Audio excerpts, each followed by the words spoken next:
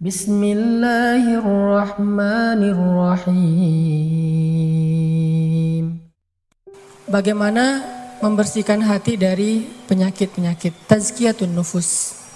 Kalau dalam bahasa ulama itu disebut tazkiyatun nufus. Penyakit hati itu dalam bahasa Arab marad atau amrod. Di dalam surat Al-Baqarah Allah menyebutkan A'udzubillahi minasyaitonirrajim. Fi qulubihim maradun fazadahumullahu marada walahum adzabun alimun bima kanu yaktibun. Di dalam hati mereka fi qulubihim maradun, ada penyakit. Tahu nggak teman-teman penyakit hati yang paling berbahaya itu apa? Baper? Apa penyakit hati yang paling berbahaya yang dampaknya itu bisa kemana-mana? Kalau dalam fisik itu kayak kanker gitu. Bisa menjalar, dia bisa sampai ke seluruh tubuh kemana-mana gitu penyakitnya.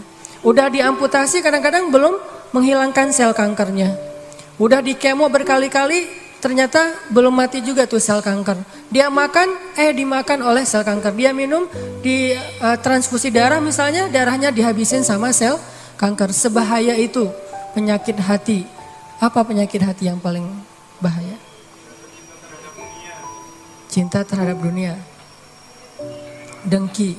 Penyakit hati yang paling bahaya itu adalah ragu kepada Allah Subhanahu wa taala. Itulah penyakit yang paling bahaya. Itulah ibu dari semua penyakit hati.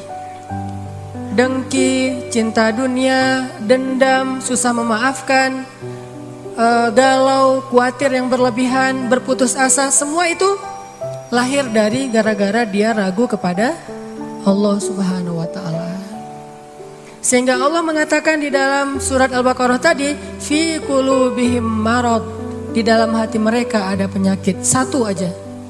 Allah enggak mengatakan fi qulubihim amrad, di dalam hati mereka ada banyak penyakit. Tapi Allah mengatakan fi qulubihim maradun, cuma satu penyakit. Dalam sebuah konsep tafsir, dalam sebuah pandangan tafsir, marad, penyakit apa yang ada di dalam hati mereka? Padahal hatinya banyak, tapi penyakitnya sama, yaitu asyak, raib. Di dalam awal surat Al-Baqarah Allah mention kita, dzalikal kitab la raib, tidak ada keraguan. Nanti di halaman berikutnya Allah tegaskan lagi, wa in kuntum fi raibim mimma nazzalna ala abdina fa'tu bisuratin. Kalau kalian masih ragu, jadi di awal Allah sebutkan bab ragu, di halaman berikutnya ada masalah ragu, di tengah-tengah Allah katakan fi qulubihim marad. Itulah penyakitnya. Sehingga ketika orang ragu kepada Allah, dia akan banyak modusnya. Ya, orang kalau ragu sama Allah banyak modus. Bahasa modus dalam surat Al-Baqarah apa? Modus itu dalam surat Al-Baqarah khida. Yukhadi'unallaha walladzina amanu wa ma yakhda'un illa anfusahum wa ma yash'urun. Mereka pakai banyak modus untuk mengelabui Allah Subhanahu wa taala dan orang yang beriman. Padahal mereka hanya membohongi diri mereka sendiri. Penyakitnya karena ragu sama Allah Subhanahu wa taala. Ragu tentang apa? Ragu tentang kebesaran Allah Subhanahu wa taala. Bahwa Allah Maha Kuasa, makanya dia menjadi orang yang gampang khawatir. Khawatir muncul karena dia nggak yakin kepada kekuasaan Allah Subhanahu wa taala. Kalau dia yakin kepada kekuasaan Allah, begitu ada masalah, dia tinggal katakan hasbi Allah, cukup buat saya Allah. Kalau dia yakin kepada Allah, lalu ada masalah, dia hanya mengatakan la haula wala quwata illa billah, maka selesai semua masalah di dalam dirinya. Walaupun mungkin masalahnya belum selesai, tapi dalam hatinya masalah itu udah selesai. Dan itu awal dari kebaikan. Jadi masalahnya adalah kita yakin gak nih sama Allah? Masalahnya adalah gimana cara kita keep the faith, belajar untuk menjaga terus keimanan dan keyakinan kita kepada Allah Subhanahu wa taala. Kayak misalnya dulu tuh ada orang Yahudi, ulamanya orang Yahudi, namanya Rabi kalau bahasa Yahudi. Dia lagi jalan gitu, lagi touring. Lapar nih, di tengah jalan ngeliat ada orang lagi bakar babi guling. Jadi lagi bakar babi gitu, barbecue. Terus dia ngecium harumnya, aroma babi yang dibakar. Jadi pengen, jadi lapar. Dia datang kepada orang yang lagi barbecue gitu. Dia bilang, "A'tini hadas samak." Beri saya ikan ini. Dia nyebutnya ikan. Orang-orang ngelihat pakaian orang ini, kayaknya ini pakaian orang Yahudi yang khas banget. Akhirnya mereka bilang, "Kamu kan agamanya Yahudi. Orang Yahudi kan gak boleh makan babi," kata orang-orang yang lagi barbecue. Kata dia, "Siapa yang minta babi? Saya kan minta ikan." Tapi dia nunjuknya ke arah babi guling itu. Cuman dia menggunakan istilah ikan. Saya kan gak minta babi, saya minta ikan. "A'tini hadas samak." Beri saya sepotong dari ikan ini, tapi nunjuknya ke arah itu. Akhirnya karena mereka malas berdebat, mereka kasih kepada dia makanan tersebut. Dia makan makanan yang haram. Kemudian dia minum bersama mereka dengan minuman yang Allah haramkan. Lalu dia melanjutkan perjalanan. Karena dalam keadaan setengah sadar, lagi teler, lagi fly, akhirnya dia kehilangan ontanya di tengah jalan. Dia jalan kemana, ontanya kemana. Namanya juga orang lagi teler. Di tengah padang pasir, dia kehilangan ontanya, kehilangan semua bekal-bekalnya. Baru ketika dia bangun dari tidur, dia panik karena tidak menemukan onta di sebelahnya. Dia pun keliling nyari-nyari ontanya, mondar-mandir kayak Siti Hajar antara Bukit Sofa ke Bukit Marwah, cari ontanya. Pas dia nggak menemukan onta itu, kemudian dia berdoa kepada Allah, "Ya Allah, bantu saya, bantu saya, bantu saya."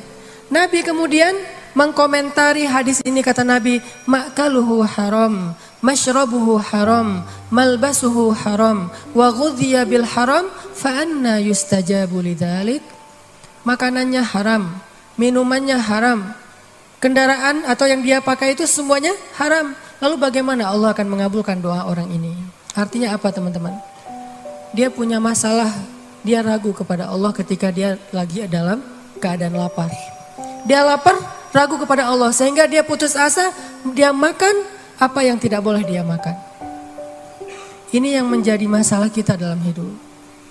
Dulu ketika Doli ditutup di Gang Doli di Jakarta, di Surabaya, salah satu kalimat yang keluar dari teman-teman yang ada di sana apa?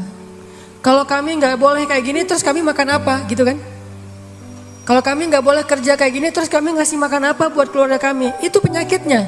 Jadi bukan pekerjaannya, tetapi keyakinannya kepada Allah Subhanahu Wa Taala.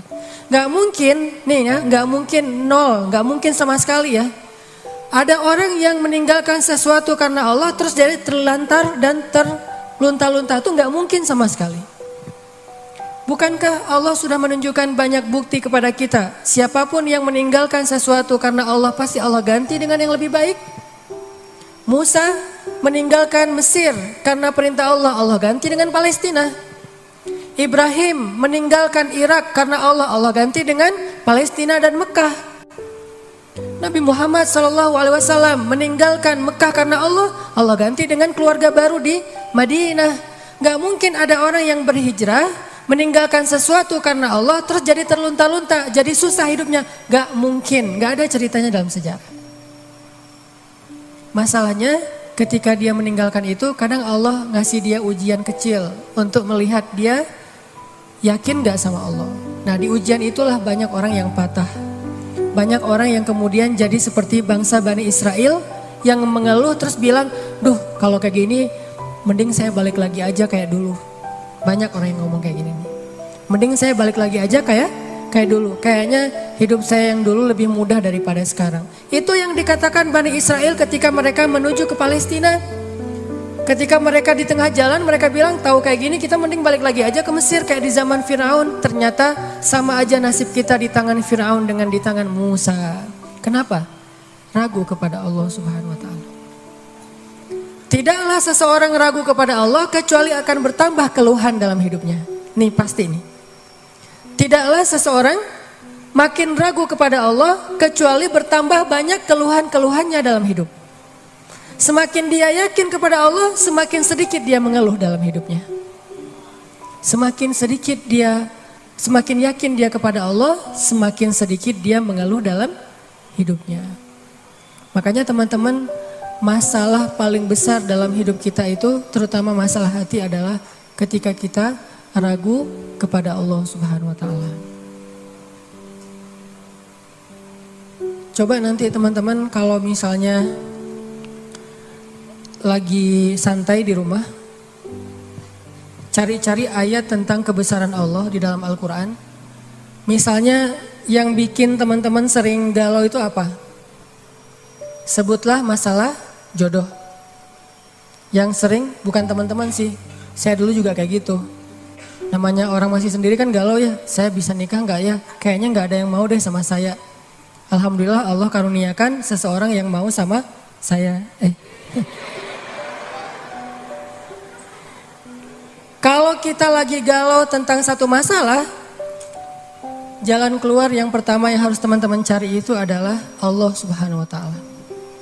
Coba tanya kepada Allah, coba baca ayat-ayat Allah, gimana cara mengobati galau atau masalah di dalam hati kita.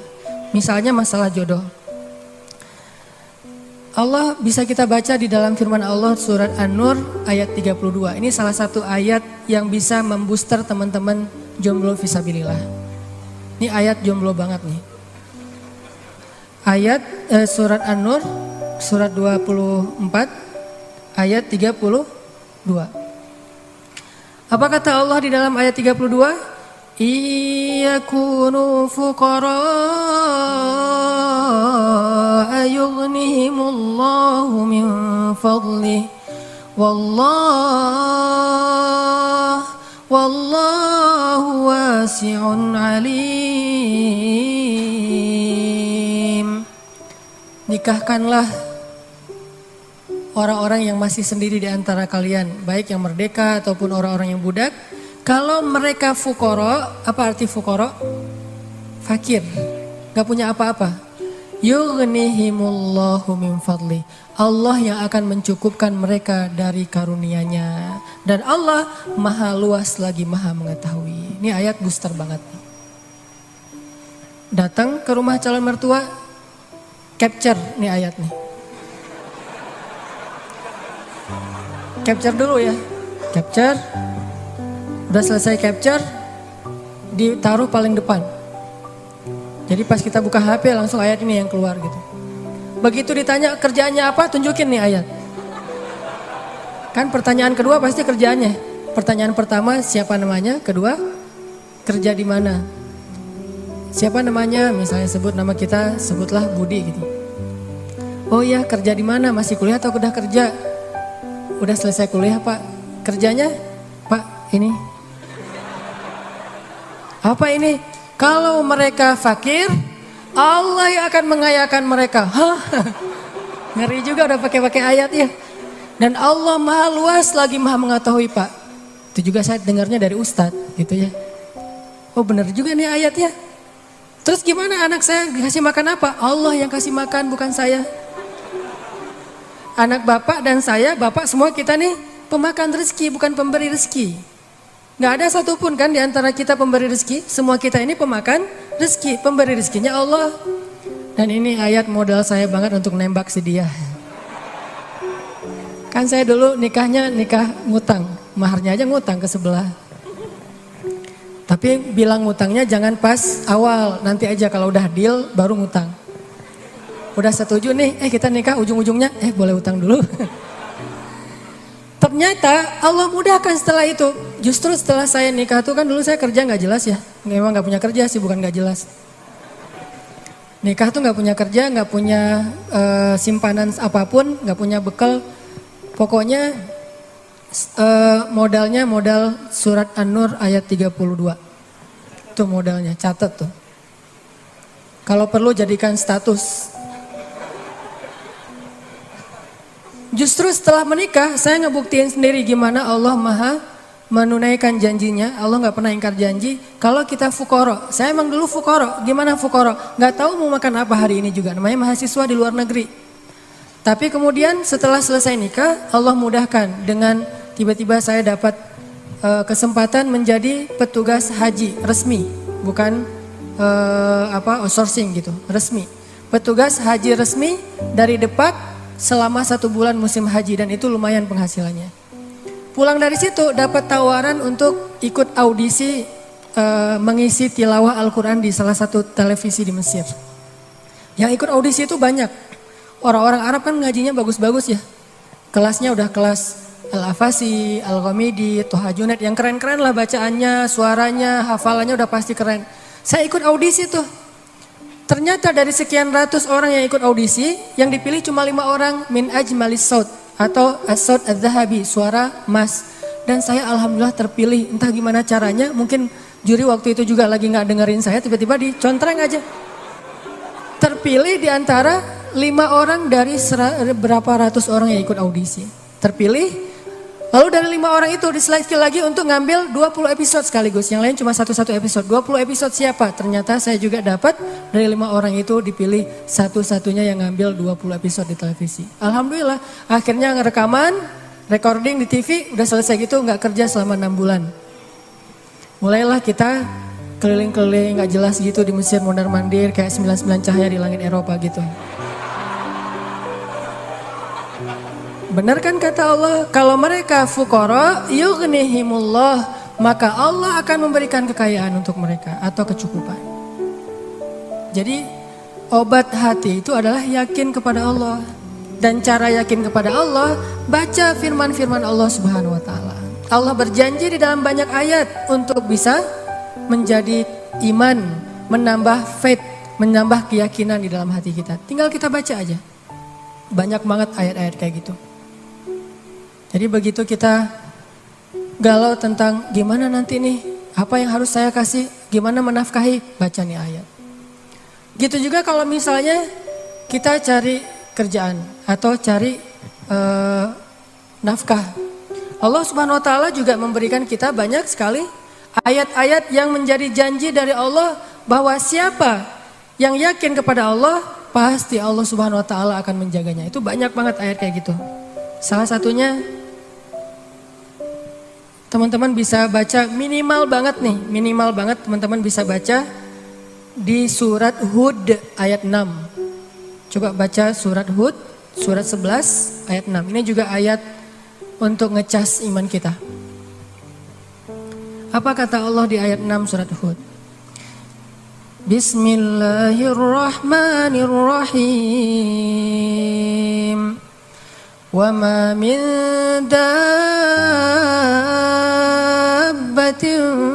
fil ardi illa 'ala Allahi rizquha wa ya'lamu mustaqarraha wa mustawda'aha kullun fi kitabim mubin. Gak ada satupun hewan yang melata di muka bumi illa 'alallahi rizquha, kecuali Allah yang menjamin rezeki bagi mereka. Terus kenapa kita khawatir? Kenapa kita galau? Kan Allah yang menjamin, dan jaminan Allah itu sebaik-baik jaminan dijamin oleh perusahaan asuransi atau finance. Itu aja kita udah yakin gimana dijamin oleh Allah Subhanahu wa taala. Kayak ada orang yang ngambil asuransi kesehatan, dia nggak khawatir dengan sakit. Ada orang yang mengambil asuransi kendaraan, dia nggak khawatir kelecet atau terjadi kecelakaan, dirampok atau dicuri kendaraannya. Ada yang total loss only misalnya atau all risk, dia nggak khawatir. Kenapa? Ada yang menjamin. Ada orang yang mengambil asuransi pendidikan, dia nggak khawatir dengan harga pendidikan yang semakin mahal karena ada jaminan. Kalau kita masih sering ragu dan sering khawatir dengan hidup kita, berarti kita nggak yakin dengan jaminan Allah Subhanahu wa taala. Makin kita yakin dengan jaminan Allah, makin hilang rasa khawatir dalam hidup kita. Tenang ajalah, ada Allah. Ketika kita ada masalah sedikit, kita tinggal klaim. Dan mengklaim asuransi Allah itu lebih gampang daripada ngeklaim asuransi manusia. Ngeklaim asuransi manusia tetap aja ada biayanya. Tapi ngeklaim kepada Allah itu nggak ada biayanya, nggak perlu pakai nomor antri, nggak perlu jauh-jauh keluar dari rumah. Kita tinggal mengangkat kedua tangan kita mengatakan Ilahi, Robbi, saya ada masalah nih. Tetapi Engkau Maha Besar. Dan setelah itu hati kita akan langsung tenang. Ini teman-teman, di antara obat terhadap semua penyakit hati itu adalah belajar yakin kepada Allah Subhanahu wa taala. Teman-teman bisa baca juga nanti surat Al-Mulk. Ini surat yang benar-benar ngebooster hati kita. Jadi sesi pertama ini saya pengen sharing, ternyata kalau kita pengen menghilangkan semua penyakit hati kita, mulailah dari belajar iman, belajar yakin kepada Allah Subhanahu wa taala. Kalau kita pengen belajar menjadi orang yang menjalani hidup itu penuh dengan keyakinan, penuh dengan harapan, orangnya optimis, caranya belajar yakin kepada Allah Subhanahu wa taala. Dan salah satu cara belajar yakin kepada Allah, baca ayat-ayat Allah, terutama ayat-ayat booster tentang kebesaran Allah Subhanahu wa taala. Inna fi khalqis samawat, dalam penciptaan langit, bukan cuma di langit tapi penciptaannya, prosesnya. Inna fi khalqis samawati wal ardi wa ikhtilafil laili wan nahari la ayatin li ulil albab. Langit, bumi, silih bergantinya malam dan siang atau musim, di situ ada bukti-bukti bahwa Allah Maha Kuasa. Kalau itu aja buat Allah gampang, cuma kun fayakun, apalagi cuma ngurus kita yang cuma kecil dibandingkan langit dan bumi. Kita itu dibandingkan langit dan bumi gak ada apa-apanya. Kalau langit dan bumi aja buat Allah gak ada apa-apanya lagi, apalagi kita. Jadi intinya teman-teman, kenapa kita khawatir kalau Allah menjamin kehidupan kita? Kenapa kita khawatir kalau Allah berjanji menolong kita? Kenapa kita khawatir kalau Allah Subhanahu wa taala tidak akan menyia-nyiakan kebaikan kita? Ada orang yang pernah gak nyesel bantu orang lain gara-gara ternyata orang itu akhirnya nyakitin perasaan kita? Duh, saya nyesel dulu bantu dia. Duh, saya tahu gitu gak bakalan saya mau baik-baikan sama dia. Duh, nyesel juga saya kemarin udah nolongin dia segala macam. Nyesel juga saya kemarin ngasih tahu ke dia. Ternyata ujung-ujungnya dia malah menyakiti saya, mengkhianati saya, nikung saya dari belakang. Nyesel saya curhat sama dia, akhirnya jadiannya sama dia. Pernah kan gitu? Kita curhat sama teman kita, malah dia yang jadian. Kenapa dia jadian? Karena dia tahu banyak tentang si cewek itu lewat kita. Dan cewek ini gak ngerti, kok kamu pengertian banget, tahu banget tentang apa yang saya suka dan gak suka. Padahal itu hasil dari observasi kita kan ya. Kita udah observasi sekian lama, udah gitu kita curhat, dia tinggal ngambil hasil skripsi kita tentang si cewek ini nih. Dia pelajari, oh curhatnya berarti dia gak suka ini. Warna kesukaan dia ini, akhirnya ngasih kado ulang tahun warna yang dia suka. Jadian sama teman yang kita curhatin. Gimana? Apakah kita merasa amal kita jadi sia-sia? Enggak. Kalau kita bertransaksi dengan makhluk, mungkin sia-sia. Tapi kalau kita berdagang dengan Allah, enggak ada yang sia-sia, sehingga tetap tenang. Lagi-lagi baliknya ke Allah Subhanahu wa taala. Begitu kita merasa dikhianati, disakiti, ditikung, dianggap bukan siapa-siapa, enggak ada apa-apanya, kita tinggal mengatakan hasbi Allah. Bagi saya cukup balasan dari Allah Subhanahu wa taala, bukan balasan dari manusia. Ini teman-teman untuk sesi pertama tentang amradul qulub fi qulubihim marad. Salah satu penyebab kita sering gak nyaman dalam hati kita itu, dan kalau hati udah gak nyaman pasti yang lain ikut gak nyaman. Coba, susah banget kan membedakan ekspresi wajah yang tidak sesuai dengan hati kita tuh susah. Tetap aja gak akan setulus kalau kita tersenyum dari hati. Senyum terpaksa itu beda banget. Kayak kita datang di acara nikahan mantan. Diundang, kan kewajiban seorang muslim adalah memenuhi undangan. Terpaksa datang kan, pakai cadar, pakai masker kalau cowoknya. Datang nih, kamu nggak mungkin kan kita pakai masker di tempat pelaminan. Pas kita naik ke atas pelaminan, kita memaksakan diri untuk tersenyum. Walaupun ini teriris-iris luar biasa gitu. Udah teriris-iris kayak dikasih jeruk lah gitu. Wah sakitnya. Udah gitu dia gandengan gitu, pas kita mau salaman gemetar. Kenapa nih tiba-tiba panggung ini jadi kayak gempa gitu, ternyata kita gemetar. Ini gara-gara apa? Kita pengen tersenyum tapi hati kita menjerit. Terlalu nyastra. Kita pengen tersenyum tapi hati kita terluka, kan gak mudah itu buat kita. Makanya hati itu mempengaruhi seluruh kehidupan kita.